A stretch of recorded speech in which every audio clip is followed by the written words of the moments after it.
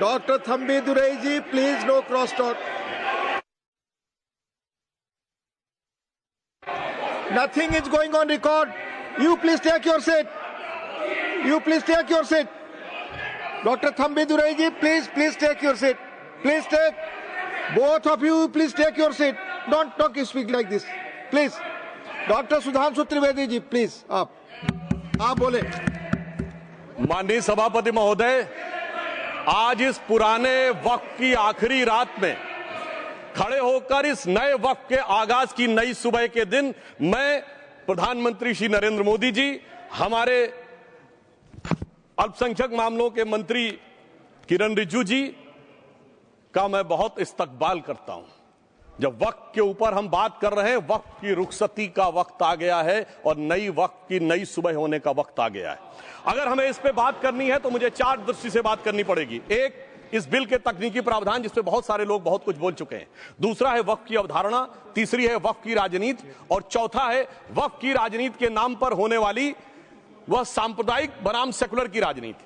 सबसे पहले हमारे नेता सदन माननीय नड्डा जी ने बताया कि किस विस्तार के साथ इस वक्त कमेटी ने काम किया, किस शिद्दत के साथ हमारी सरकार ने काम किया।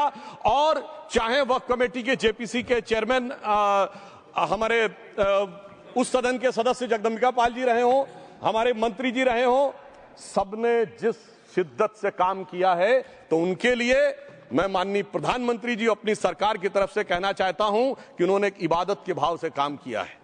तो मैं कहना चाहता हूं, इबादतों की तरह मैं ये काम करता हूं, अपने फर्ज को झुककर सलाम करता हूं, फिर भी आप खिलाफत कर रहे हैं। तो तेरी मुखालफत से निखरती है शख्सियत मेरी, मैं सियासी दुश्मनों का भी बहुत एहतराम करता हूं। तो इस एहतराम के साथ मैं अब आगे का प्याम शुरू करता हूं और मैं ये बताना चाहता हूं कि एक बड़ी सिंपल सी बात है जो अभी माननीय नड्डा जी ने भी कहा। दुनिया के तमाम मुस्लिम देश बता दिए, इस्लाम की धर्म स्थली सऊदी अरब, सबसे बड़ा मुस्लिम देश इंडोनेशिया, जहां खलीफत रही वहां टर्की, और जहां आईएसआईएस का इलाका वहां इराक और सीरिया, वहां कहीं भी कुछ भी नहीं है ऐसा, फिर भी हमारे यहां क्यों है कैसा। तो मैं कहना चाहूंगा सभापति महोदय, एक हिंदी में कहावत होती है, नया मुल्ला प्याज ज्यादा खाता है, परंतु यहां तो जो गैर मुल्ला प्याज बहुत खा रहा था, और इतना खा रहा था कि आंसू निकल रहे थे गरीब मुसलमान के भी और देश के भी।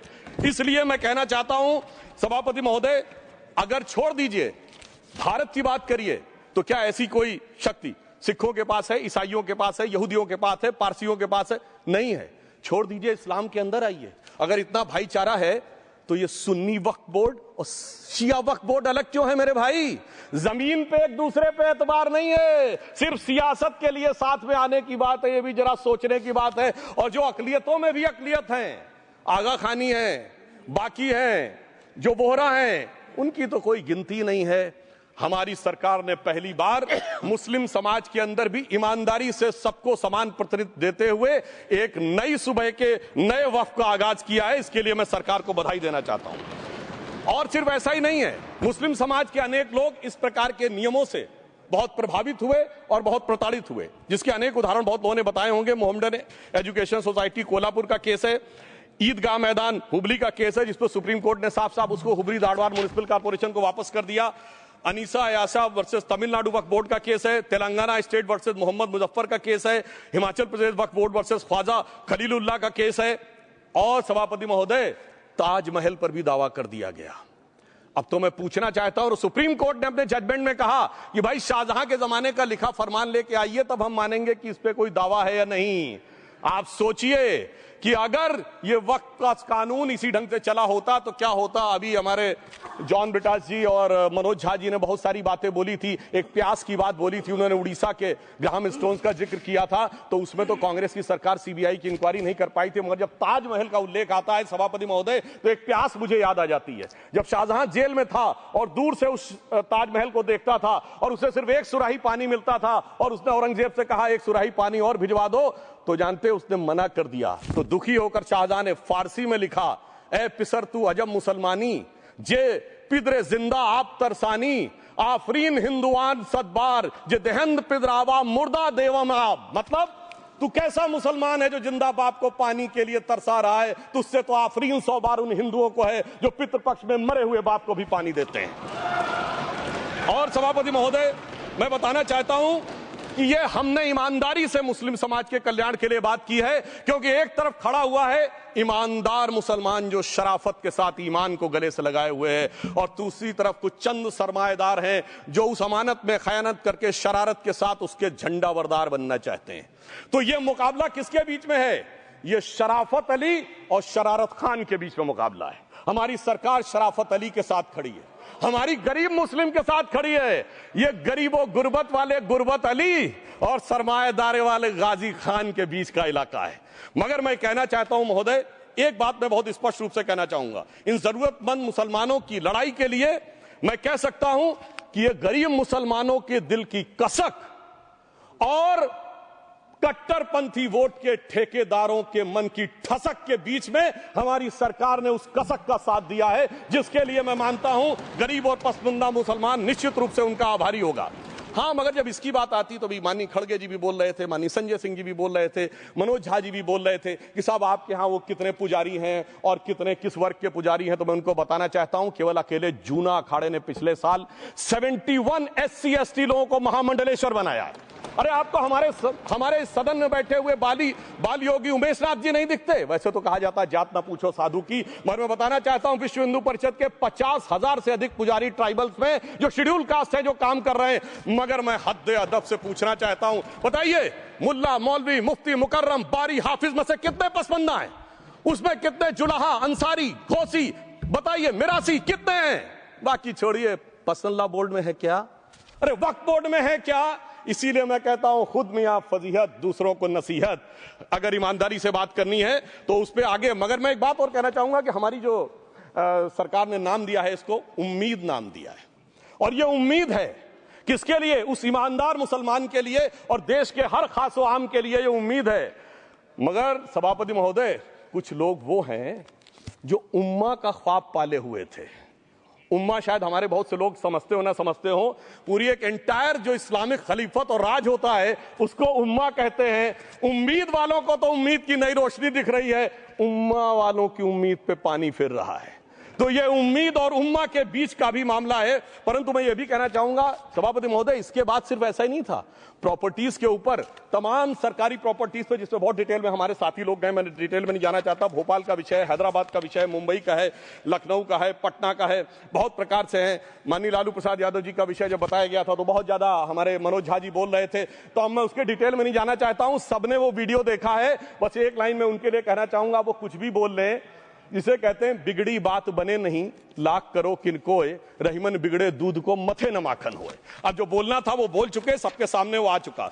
अब एक बात और है, दूसरे धर्म स्थलों के बारे में विषय आता है, तो मैं याद दिलाना चाहता हूं केरला के कैथोलिक चर्च ने 31 मार्च 2025 को जो लिखा, सिर्फ उसकी लास्ट की 2 लाइन बोलना चाहता हूं।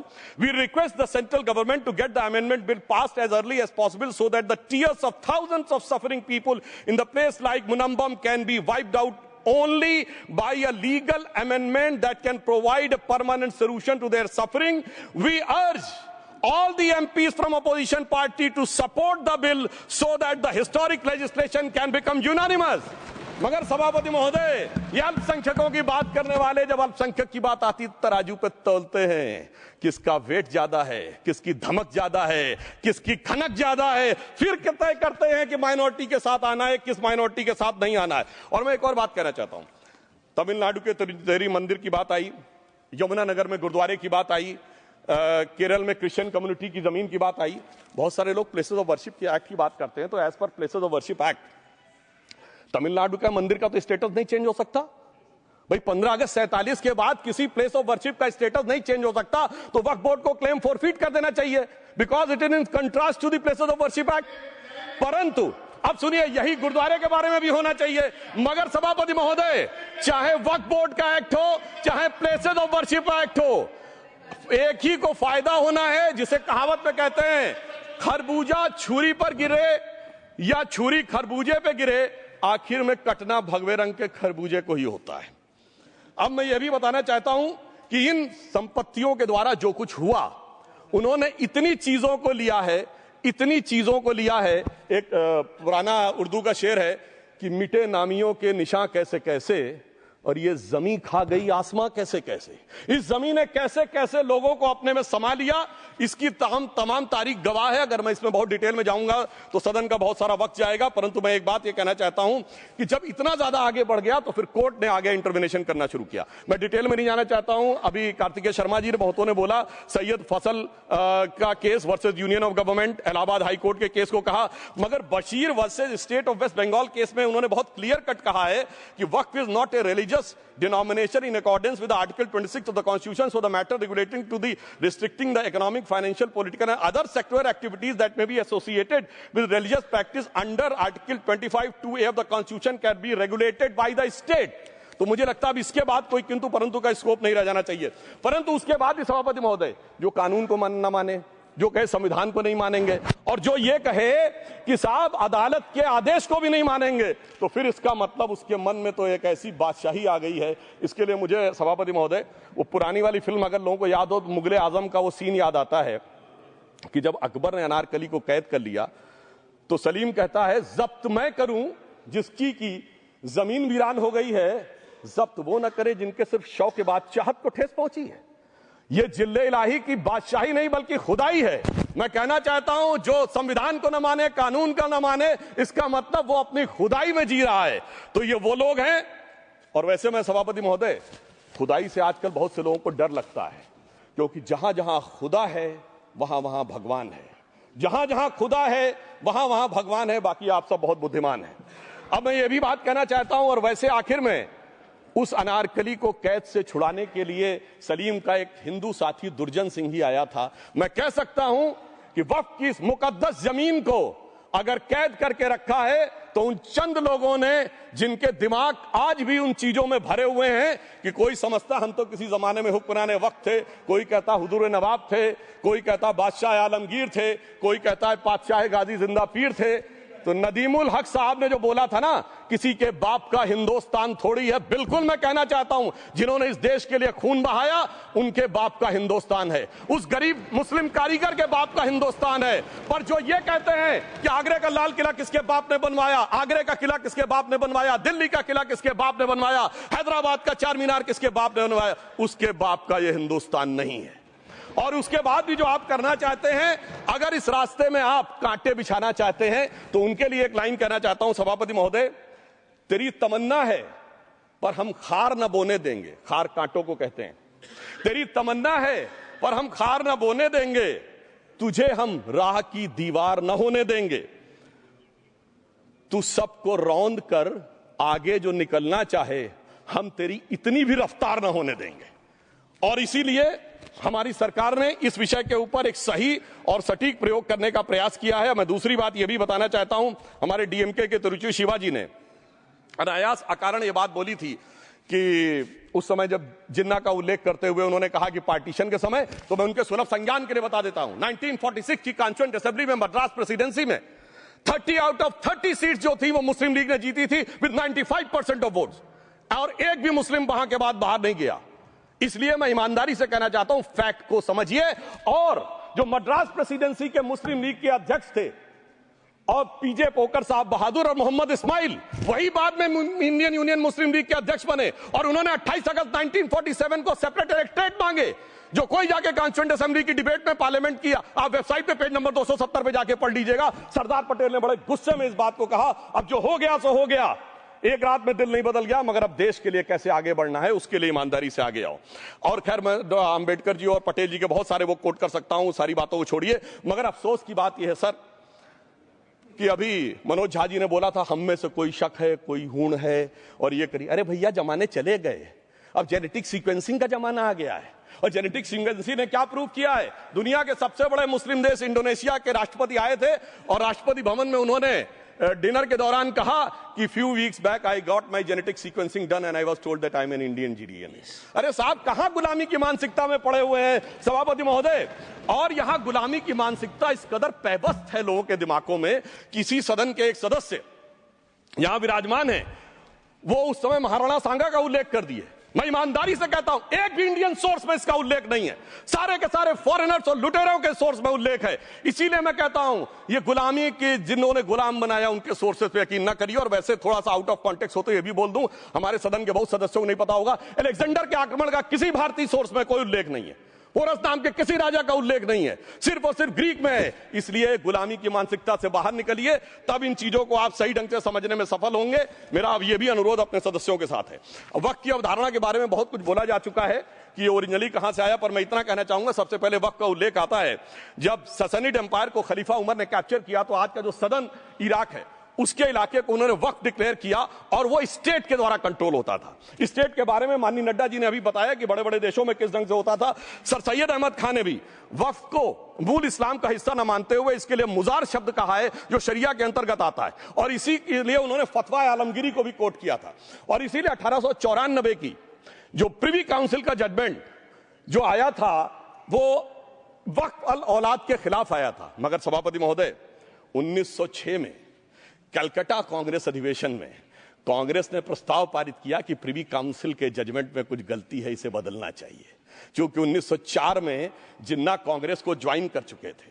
इसलिए मैं कहना चाहता हूं, फिर 1913 में वो जजमेंट बदला गया। हमारे सदन के बहुत से सदस्यों ने इस सदन और दूसरे सदन में बोला है, मैं एक सेंटेंस बोलता हूं, लगेगा जैसे वही लोग बोल रहे हैं। वर्ड ये है, कोट है, since the bill was introduced to administer the Muslim law for Musalman, so the question of public policy does not arise. लगता है जैसे हमारे कोई सदस्य बोल रहा हूं। सर, ये मोहम्मद अली जिन्ना ने अप्रैल 1913 में ही is used this word while moving the report of the select committee to the imperial legislative council. Sir, 1913 से 2013 तक भाषा ही नहीं बदली, और आज भी भाषा नहीं बदल रही है। हमें ईमानदारी से, और उस समय यूपी और बंगाल ने उसका विरोध किया था, आज यूपी और बंगाल के लोग किस तरीके से साथ में है वो पूरी तरीके से दिखाई पड़ता है। इसलिए हम ये कहना चाहते हैं, हाँ, एक प्रश्न बहुत उठाया जाता है कि केवल मुस्लिम ही वक्फ को क्यों दान दे सकता, ऐसा वक्फ बोर्ड में क्यों संशोधन किया गया। मैं ईमानदारी से कहना चाहता हूं, ऐसा नहीं कि मैं इस्लामिक मामलों का बहुत बड़ा आलिम फाजिल जानकार हूं, मगर इस्लाम में बहुत साफ मान्यता है कि जो गैर मुस्लिम है उसकी इबादत अल्लाह कबूल नहीं कर सकते, उसकी दुआ कबूल नहीं होगी तो दान कैसे कबूल होगा। साहब, हम इस्लामिक भावना का सम्मान कर रहे हैं। हमारे अल्पसंख्यक मंत्री गए थे तो वो मदीना में एक डेफिनेट लेवल तक जा सकते, उसके आगे नहीं जा सकते। अगर इबादत की इजाजत नहीं है तो साहब जायदाद की इजाजत कैसे हो सकती है। मुस्लिम भावना का सम्मान है, और अगर है तो कोई मुल्ला मौलवी मुफ्ती मुकर्रम बारी आज आके बता दे कि कबूल हो सकती है दुआ, तो हम दान भी कबूल करने के लिए तैयार हैं। और तो और छोड़िए साहब, जब आप कहते हैं कि हर चीज हलाल होनी चाहिए, तो साहब हलाल करने की प्रक्रिया नहीं, हलाल करने वाला भी मुस्लिम होना चाहिए, तब वो हलाल होता था। तो मैं पूछना चाहता हूं साहब, काटने के लिए तो हलाल होने के लिए मुस्लिम जरूरी है, और बांटने के लिए बगैर मुस्लिम के भी हलाल होगा, ऐसा तो नहीं हो सकता। तो जो हमारी सरकार ने किया है वो मुस्लिम भावना के सम्मान के लिए किया है। और जहां तक मैं कहना चाहूंगा, हिंदू समाज के बारे में बात करते हैं, हमारे यहां कोई प्रॉब्लम नहीं है। हमारे यहां कोई ऐसा नहीं कि हज पे कोई गैर मुस्लिम नहीं जा सकता। हमारे देखिए कुंभ में 50 लाख विदेशी आए थे और किसी से नहीं कहा या कन्वर्ट हो जाओ। इसलिए मैं कहना चाहता हूं, हिंदुइज्म की धारणा और बाकी धारणा का जो तुलना करने का प्रयास करते हैं वो बहुत उचित नहीं है। मगर सभापति महोदय, इस वक्त ने कई अद्भुत नजारे दिखाए। इस्लाम में जो काफिर से ज्यादा मुशरिक और शिर्क को बुरा माना गया, नहीं जो भगवान को माने ही नहीं। यहां देखिए वो लेफ्ट के लोग जो कहते धर्म एक अफीम है, वो आज खुदाई खिदमतगार बन के खड़े हो गए।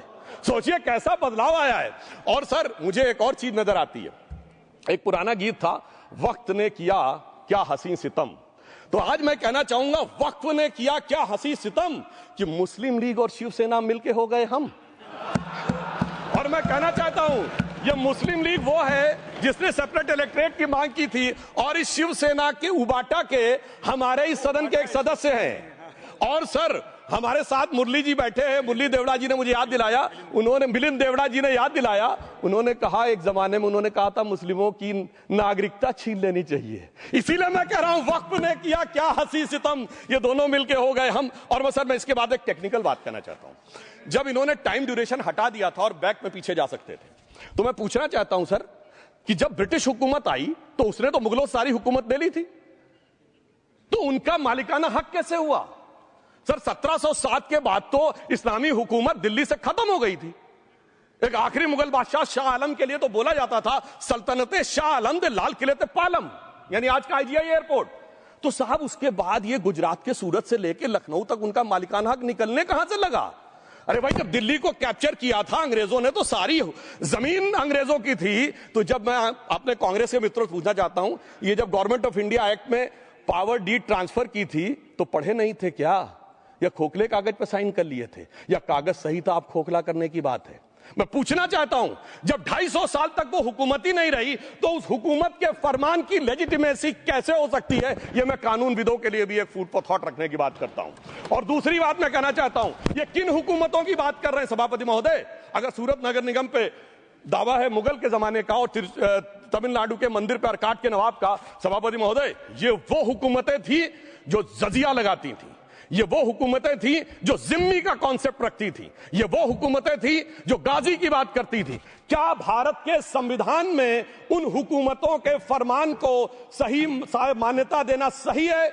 बिल्कुल गलत है। मैं कहता हूं, बाबा साहब अंबेडकर के संविधान में यदि आप ऐसी हुकूमतों के फरमान को रखने की कोशिश करते हैं तो this is fraud on constitution. और हमारी सरकार ने अगर बैकडेट से वो बंद किया है तो उस फ्रॉड को रोकने की पूरी व्यवस्था की है। और यहां पर मैं ये भी कहना चाहता हूं सभापति महोदय, जमींदारी उन्मूलन 1948 में हो गया, मगर ये बाद में जमींदार कैसे क्रिएट हो गए? हमने बचपन में विनोबा भावे, हम लोग के जन्म से बहुत पहले की बात है, विनोबा भावे जी के भूदान आंदोलन की बात सुनी थी, जिसमें जमींदारों से पैसा लेके, जमीन लेके गरीबों को दी जाती थी। पर सभापति महोदय, कभी आपने सुना कि गरीबों की जमीन जमींदारों को मिल जाए? वो 2013 के बोर्ड ने वो व्यवस्था कर रखी थी। यानी वो भूदान आंदोलन था गांधी जी के शिष्य विनोबा जी का, तो आज के गांधियों के नेतृत्व में भू हड़प आंदोलन शुरू हो गया।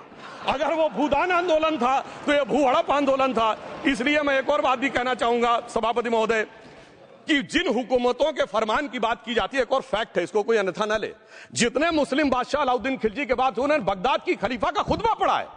That is a foreign rule, it's on record. कैसे उसको भारत सरकार मान्यता दे सकती है? इसलिए मैं कहना चाहता हूं, जरा सा गौर से देखेंगे तो हकीकत आपके सामने आ जाएगी। और क्या कभी किसी ने कल्पना की, किसी क्रिश्चियन ने तो नहीं कहा कि इंडिया गेट हमारा है, गेटवे ऑफ इंडिया हमारा है, और चर्च नहीं सही फिर भी चर्च गेट हमारा है? तो फिर यह केवल किसी एक के दिमाग में क्यों आती है? हमने जो इवैक्यू एक्ट के तहत दे दिया था पाकिस्तान के गए लोगों को, क्या हमारे जो सिख और हिंदू भाई आए थे उनकी जमीनें मिली? अरे महाराजा रणजीत सिंह की राजधानी लाहौर थी और काबुल तक था राज, तो क्या उन्होंने जमीनें नहीं दान दी होगी गुरुद्वारे और मंदिरों को? वो मिली? अरे वो तो छोड़िए, ननकाना साहब और करतारपुर साहब तक नहीं मिला था। इससे दिखाई पड़ता है कि कितनी एक तरफा हम लोगों ने कोई निगोशिएट ही नहीं किया और उसे करने की बात कही थी। इसलिए मैं कह सकता हूं सर, अब हमारी सरकार ने जो संशोधन किए हैं, अब यह मजहबी हुकूमत के फरमान से नहीं, बाबा साहब अंबेडकर के संविधान से चलने वाला है। अब मैं अंत में उस विषय के ऊपर आता हूं जिसे सांप्रदायिक राजनीति बनाम सेकुलर राजनीति इसके ऊपर कहा जाता है। सभापति महोदय, मैं बताना चाहता हूं कि जब आजादी मिली उसके बाद क्या किसी ने डिमांड किया था कि हमें वक्फ बोर्ड चाहिए? नहीं किया था। फिर क्यों 54 में दिया गया? किसी मुस्लिम ने डिमांड किया क्या कि मदरसे चाहिए? फिर क्यों दिया गया? मुस्लिम समाज तो राष्ट्र की मुख्य धारा में आने को तैयार था, इसीलिए यूसुफ खान, दिलीप कुमार के नाम से आने में उन्हें कोई प्रॉब्लम नहीं थी। महजबीन बानो को मीना कुमारी के रूप में आने में प्रॉब्लम नहीं थी। मुमताज बेगम को मधुबाला बन के आने में प्रॉब्लम नहीं थी। हामिद अली को अजीत के रूप में आने प्रॉब्लम नहीं थी। मगर, और मैं यह भी बताना चाहता हूं, मुस्लिम समाज में बहुत बड़ा तबका उस समय इस बात को सोच रहा था, और अभी कपिल सिब्बल साहब बोले, ये उस चीज के वकील रहे, इन्हें पता होना चाहिए, पता होगा कि सुन्नी सेंट्रल वक्फ बोर्ड राम मंदिर में 1961 में मुद्दई बना है, 12 साल के बाद। क्योंकि के मोहम्मद ने लिखा है कि एक बहुत बड़ा तबका था जो ये मानता था कि हमें इस चक्कर में नहीं पड़ना चाहिए। मगर अफसोस कि वही लेफ्टिस्टों, सेक्युलरिस्टों ने उनको समझाकर इस मुकाम तक लाकर खड़ा कर लिया। अब यहां मैं एक और बात कहना चाहूं, खैर छोड़िए उन सरकारों ने बाद में क्या दिया, मगर उसके बाद सुनिए, इंदिरा जी के जमाने में मुस्लिम पर्सनल लॉ बोर्ड आया, तो राजीव जी के जमाने में शाहबानो केस आया, तो नरसिम्हा राव के जमाने में 95 का एक्ट आया, तो मनमोहन सिंह जी के जमाने में 2013 का एक्ट आया, मगर इलाज नहीं निकला। तो इसे एक शेर में कहूंगा कि मरीजे सेकुलर इश्क पर लानत खुदा की, मर्ज बढ़ता गया जो दवा की। अब मैं सभापति महोदय एक और बात कहना चाहता हूं, शुरू के 20-25 साल में मुस्लिम समाज के बारे में मैं कहना चाहता हूं। आज जब आजादी मिली तो मुस्लिम समाज के प्रतीक कौन थे? उस्ताद बिस्मिल्लाह खां, उस्ताद फरीदुद्दीन डागर, उस्ताद बड़े गुलाम अली, उस्ताद जाकिर हुसैन, जिनकी अभी कुछ दिन पहले डेथ हुई, बड़े बड़े नगमा निवार, हसरत जयपुरी, मजरूर सुल्तानपुरी, साहिर लुधियानवी, कैफी आजमी, जोश मलियाबादी, जिगर मुरादाबादी। अब सर क्या हो गया? तब मुस्लिम समाज इन अदब के शाहकारों के साथ जोड़ा जाता था। आज मुस्लिम समाज का नेतृत्व किन लोगों के साथ जोड़ता है? इशरत जहां, याकूब मेनन, मुख्तार अंसारी, अतीक अहमद, दाऊद इब्राहिम, कौन जोड़ रहा है ये? तब से सर, जब से ये सेकुलर हो गया देश 1976 से और सेकुलर सियासत शुरू हुई, उसने ले जाकर इनको इस मुकाम तक पहुंचाया। और इस वक्फ बोर्ड के बिल में भी जो बात कही जा रही है सर, मुस्लिम समाज को यह समझाया गया कि तुम्हें बीजेपी वालों को तुमसे बड़ी अदावत है, और कहा गया इनको बड़ी मोहब्बत है। जब यह देश आजाद हुआ, मैं उत्तर प्रदेश का रहने वाला हूं, उत्तर प्रदेश में 1931 की सेंसस में 8% रेट ऑफ डेथ थी और सैयद मुसलमानों में 24% थी। यूपी की ब्यूरोक्रेसी में 20% थे। आज कहां चले गए सब? मैं एक लाइन में कहना चाहूंगा, ये अदावत और मोहब्बत की सियासत में ऐसे फंसे कि किसी को किसी की मोहब्बत ने मारा, किसी को किसी की अदावत ने मारा, मगर इस शराफत अली को सेकुलर सियासत ने मारा। और मैं सभापति महोदय एक और बात कहना चाहता हूं कि चलिए बोलिए। Fauzia Khan, please one second, mic is there. Yes, ये बोल रहे हैं मुस्लिम समाज आज का इशरत जहां और फलाना टेररिस्ट के साथ नाम जोड़ रहे हैं। ये बिल्कुल आरोप है सर, इसको एक्सपंज करना चाहिए। ये समाज के साथ अन्याय है। ये बात आपको एक्सपंज करना होगा सर, ये बात को।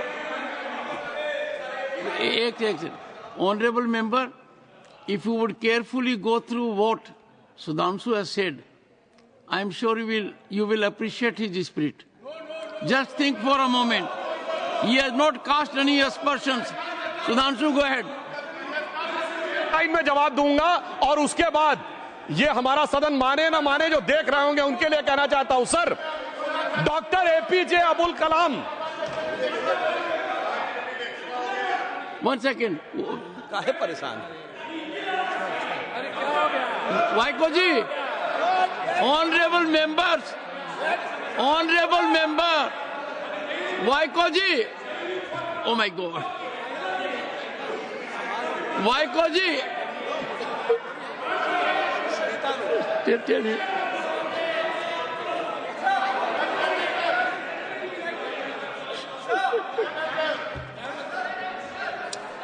ऑनरेबल एसएम को जी हिंदी समझ रहे हैं।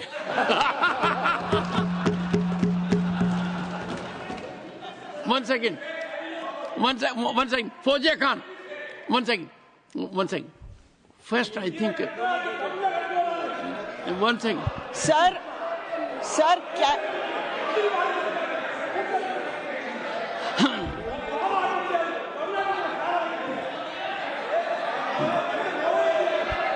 sir, community cannot be stigmatized. Yes, sir. An entire community cannot be branded like this. Fauziya Khan ji, I'll come to you. I'll give you the opportunity. Honorable Finance Minister. But one line is said. One line. No, one nimisham irungappa, please. He might be very emotional, sir, but that one line he said is objectionable, and I will seek your indulgence to remove it. He said, Tamil Nadu la kaaluvai paakren. You enter Tamil Nadu, I'll see you. No good. No good. இல்ல தப்பது தப்பு. நீங்க சொல்ல கூடாது. நீங்க அப்படி பேசுறது தப்பு. நீங்க அப்படி பேசுறது ரொம்பவே தப்பு. இந்த நாட்டுல யார் வேணாலும் எங்க வேணாலும் கால் வைப்போம். யாருக்கும் அதிகாரம் இல்ல ஒரு உயிர் மேல. Honorable Finance Minister. So sir, this is atrocious. You set foot in Tamil Nadu and take care. What is that language? We have a Home Minister after a long time who has brought about changes unthinkable. What he said, you can be fully assured. Yes, Honorable Home Minister. Yes, Jairam ji. Minister, please. If the Honorable Finance Minister has found a statement objectionable, Jairam ji, the statement of the Honorable Member stigmatizing a whole community is objectionable. Oh. And what is worse is the chairman lending respectability to that view. Oh my. That is even worse. Honorable that is even worse.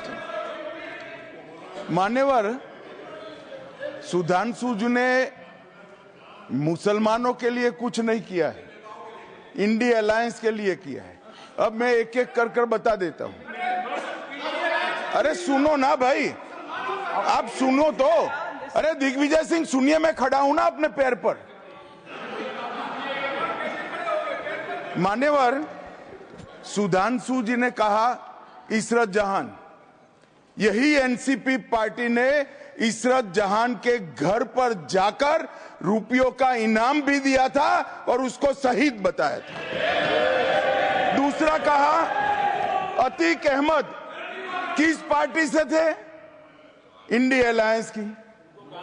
दूसरा कहा अंसारी किस party से? कांग्रेस और India alliance के। ये सारे नाम आपके साथ जुड़े हैं भाई। उल्टा उन्होंने तो मुसलमान कम्युनिटी से तो ढेर सारे शायरों का नाम दिया जिन्होंने साहित्य की सेवा की और ढेर सारे साहित्य की रचना की। मन Sudhanshu, he is not yielding now. सबसे पहले मैं तमिलनाडु का जवाब देना चाहता हूं। Yes. सभापति महोदय, तमिलनाडु से ही डॉक्टर एपीजे अबुल कलाम थे और मैं सारे सदन से कहना चाहूंगा, डॉक्टर कलाम का नमाजे जनाजा और याकूब मेनन का नमाजे जनाजा एक ही दिन हुआ। कितने लोग याकूब मेनन के नमाजे जनाजा में गए और कितने डॉक्टर कलाम के नमाजे जनाजा में गए? डॉक्टर कलाम मेमोरियल पे कितने लोगों की फोटो है? दिखाएं मुझे, सोशल मीडिया पे पोस्ट की हो। मगर अफजल हालात का मारा था आपके एक मंत्री का ऑफिशियल ट्वीट है, वो इस सदन के सदस्य नहीं तो मैं नहीं बोल रहा हूं। याकूब मेनन की जुडिशियल किलिंग हुई आपके एक नेता का, मिनिस्टर का ऑफिशियल ट्वीट है, सदन के सदस्य नहीं है इसलिए नहीं बोल रहा हूं। और सर 26/11 आरएसएस ने कराया, सदन के सदस्य बैठे हुए हैं। हाफिज साहब और सुनिए, जाकिर नायक शांति का मसीहा सदन में सदस्य बैठे हुए हैं। सर किसने जोड़ा? मैं नहीं कह रहा हूं जोड़ा, हमने किससे जोड़ा मैं बताना चाहता हूं। मैं अपनी बात, सर मैंने नाम किसी का नहीं लिया। सर आपने उड़ता तीर क्यों पकड़ लिया? सर मैंने नाम नहीं लिया, उड़ता तीर क्यों पकड़ लिया? सर मैं पूरी बात करूं। सर मैं कहना चाहता हूं, हमारी सोच मुस्लिमों के बारे में और इनकी सोच में क्या अंतर है। देखिए, जिन लोगों ने मुस्लिम हिस्ट्री नहीं पढ़ी उन्हें मैं बताना चाहता हूं। एक दो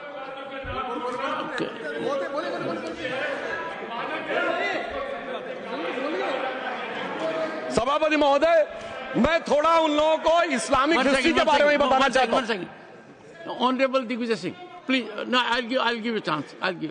माननीय सदस्य, ऑनरेबल दिग्विजय सिंह जी। माननीय सभापति महोदय, जो माननीय सदस्य ने एक बात कही है, मैं सुन रहा था डॉक्टर त्रिवेदी जी की बात। उन्होंने कहा था ऐसे ऐसे ऐसे मुसलमान हम लोगों के साथ हैं और वैसे वैसे मुसलमान इन लोगों के साथ हैं। बात यह है कि आपने जिस तरह से इस पूरी बात कही है, ये घोर आपत्तिजनक है, अपमानित करती है। और जो माननीय सदस्य ने भी मेरे बारे में भी कहा है, मैं उनके निंदा करता हूं। Honourable home minister, honourable home minister, honourable home minister, एक second. Okay, one second, your mic will be on. जी महोदय, मुझे ये सब कहने की जरूरत नहीं है, लेकिन जो गुजरात में दंगे और फसाद हुए, कौन कौन उसके लिए जिम्मेदार थे बताइए। Honourable home minister.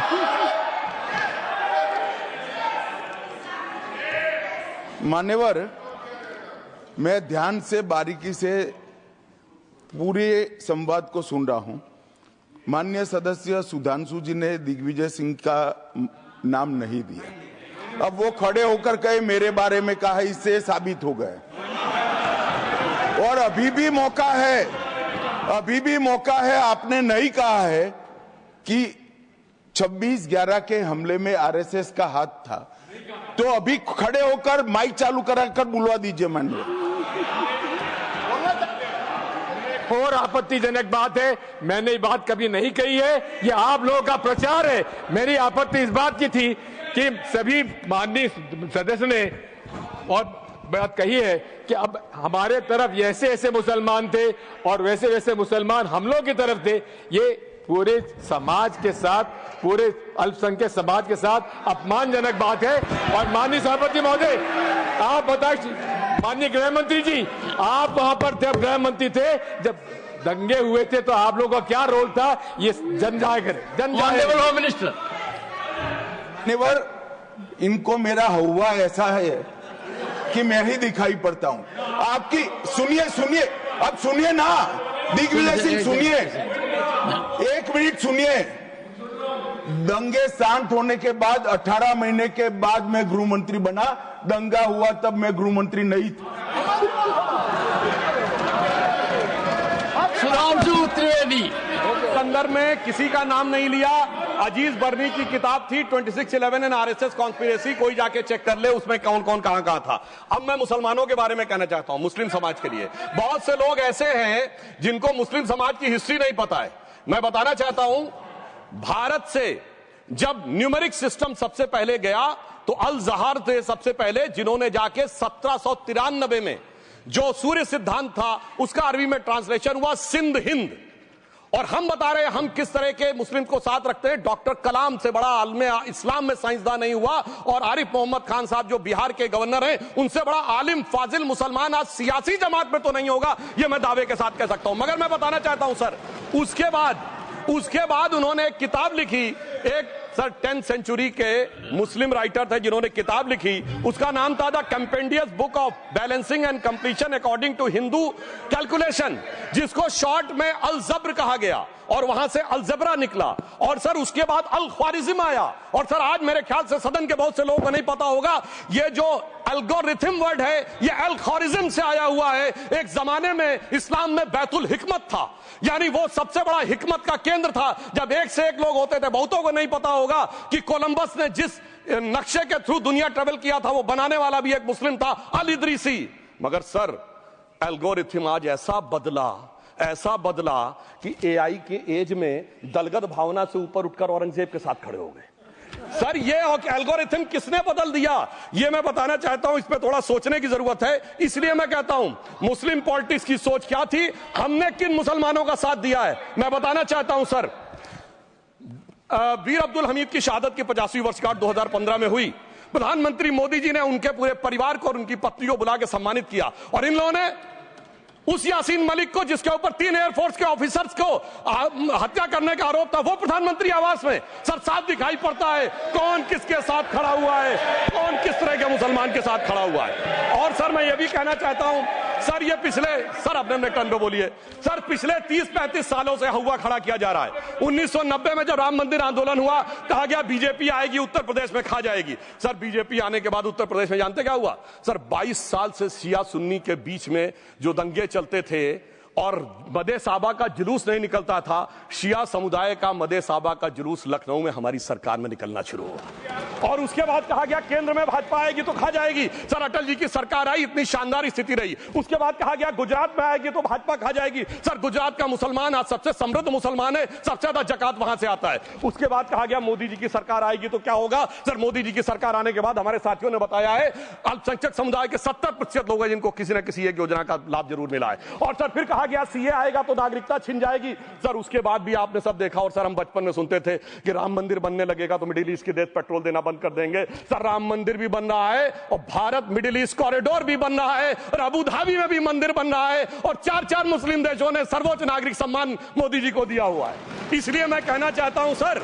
मर्ज हो तो उसका इलाज किया जा सकता है। जैसे हमारे यहां वैद धन्वंतर माने गए हैं, इस्लामी अकीदे में वैद हकीम लुकमान माने गए, तो कहा गया है उनके लिए कि इसमें क्या रखा है, देखे है जो तू आन के पास, बददुमा वहम की दारू नहीं लुकमान के पास। यानी मर्ज का इलाज है, पर वहम का इलाज तो हकीम लुकमान भी नहीं कर सकते जो आपने पाल कर रखा है। मैं कहना चाहता हूं हम किन मुसलमानों की बात करते हैं। आप गंगा जमुनी तहजीब की बात करते हैं। सर दारा शिकोह औरंगजेब का बड़ा भाई था, उसने उपनिषदों का अध्ययन किया, संस्कृत में अनुवाद कराया और नाम रखा सिर्रा अकबर, यानी वर्ड्स ऑफ गॉड। मैंने किसी को दारा शिकोह की जयंती मनाते हुए नहीं देखा।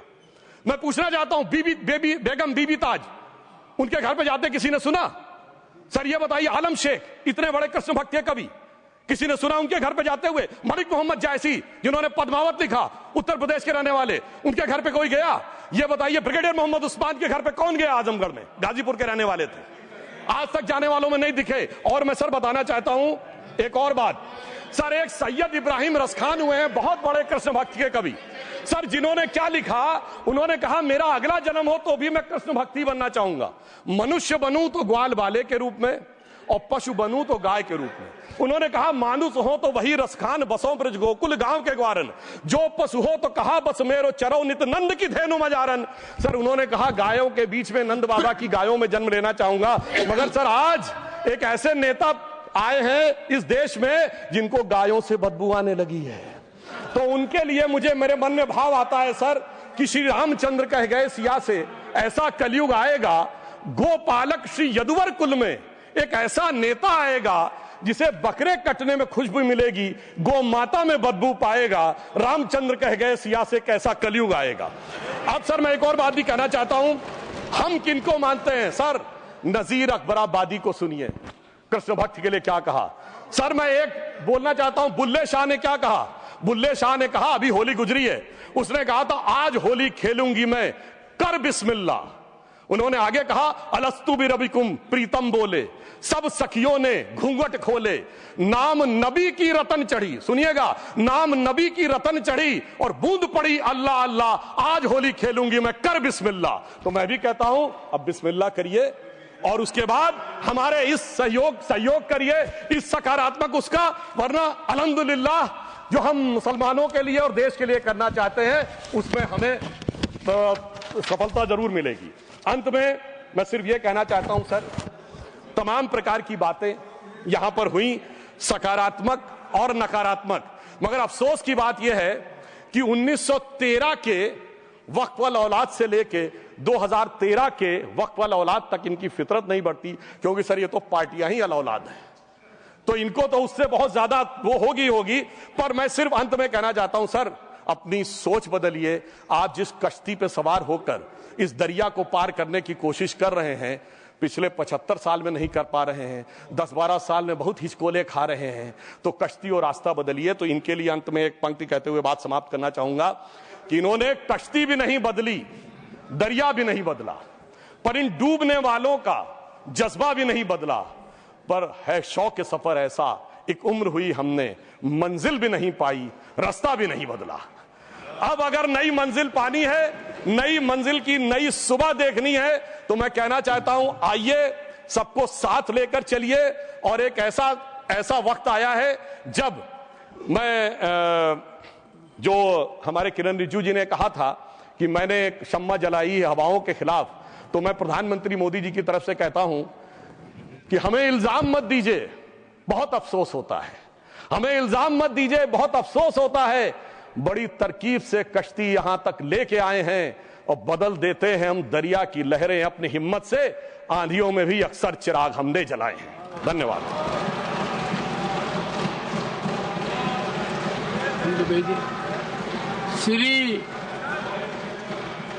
श्री जावेद अली खान, क्या पॉइंट ऑफ ऑर्डर? धन्यवाद सभापति जी। One second honourable member Tiruchi ji, under which rule? 261 sir है 261 rule 61 261 yes, I am at rule 261. Sir, if the chairman is of opinion that a word or words as or have been used in debate which is or defamatory or indecent or unparliamentary or undignified, he may in his discretion order that such word or words may be expelled.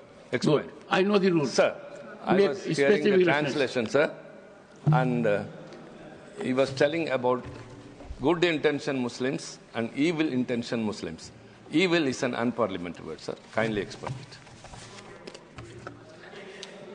While the Honorable Member Parliament Sudhanshu Trivedi has said enough on it, I reserve my order and you will have it tomorrow in detail on this point. No, I have reserved my order. I will go through every word and I do it quite tomorrow itself. Jairamji, tomorrow itself. Tomorrow itself. No, will tomorrow come? And I am surprised that chairman becomes easy punching bag. आपने 2 बार पिछले 20 minute में कहा है, I am lending strength to this narrative. So you supported him? Yes. You supported him? I support, once again, I support everything which is good, everything which is constitutional, everything which we need to follow as decorum. And I have said so on number of occasions. There are occasions when I have supported you. Don't forget that I have supported you.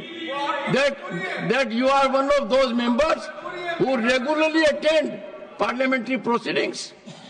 You are very well prepared on occasions.